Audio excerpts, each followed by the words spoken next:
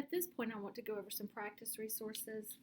When you're working in labor and delivery, there's some really great resources to kind of help you learn how to do cervical assessments that you can kind of feel they're great to have if you check a patient and you come out and just want to double check yourself. There's also simulated cervixes where you can check your patient. Okay. There are also lots of resources within the hospital, but if you're at home and you're wanting to practice, those are the resources that this video is going to focus on. You can buy the craft foam just at the Hobby Lobby or Walmart or wherever, and get a measuring tape, and you can just mark your own circles on the foam and cut it out. You can go all the way from 1 centimeter to 10 centimeters.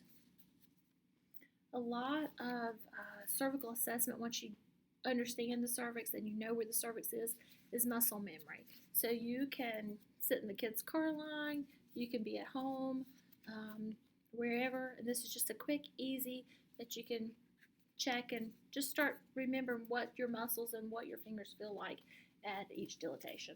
This is awesome to just kind of have. One of the best and easiest things to do is just walk into your kitchen. So in your kitchen, you have a whole lot of round stuff. Water bottles, cans, food, peanut butter, all kinds of little things are in there. So what you could do is, again, measure your cans. Okay. Measure your cans. And then what I've done is just taken some sticky Post-it note and stuck on the can just to remind myself. You have these little coffee pods. So the top of a coffee pod is about 5 centimeters. The bottom of a coffee pod is about 4. The mouth of a water bottle is about 2 centimeters. And it's literally like that. You can just get in 2 fingers. Drink cans, they're great. I've already marked this one. It's about 5.5 centimeters. Little cups of squeeze bottles of lime juice. That's 1 centimeter. That's your finger. It's a great dual purpose. The bottom is about 3. You have large cups in your kitchen. The mouth of this particular one is 10 centimeters. Again, dual purpose. The bottom is about 9. So just go through your kitchen, find some things, measure them for accuracy, and then just mark on there what they are, and then you can practice like that. The final practice resource I want to give you was actually introduced to me as a new labor and delivery nurse. We did not have a lot of practice resources. It was just kind of trial by error. One of my mentors created a really great resource for me one day on the unit. It was really slow, and we just used the resources that we had. I have actually since found an article that supported what she did, and I will attach that in a folder if you would like to read about it. It's not a requirement, it's just there if you want to read about it. So what we had on the unit that day was just some stockinette, which is what we use to make our baby caps, but we have socks. So what my preceptor did for me at that time, she took oranges and she measured out across the orange. She marked it with magic marker and she cut out the rind. We actually had scalpels then that we would use. You can do this at home just using a relatively sharp knife. So what I've done is I have created several cervixes. You can see here where I have marked what each cervix is. I have a whole multitude from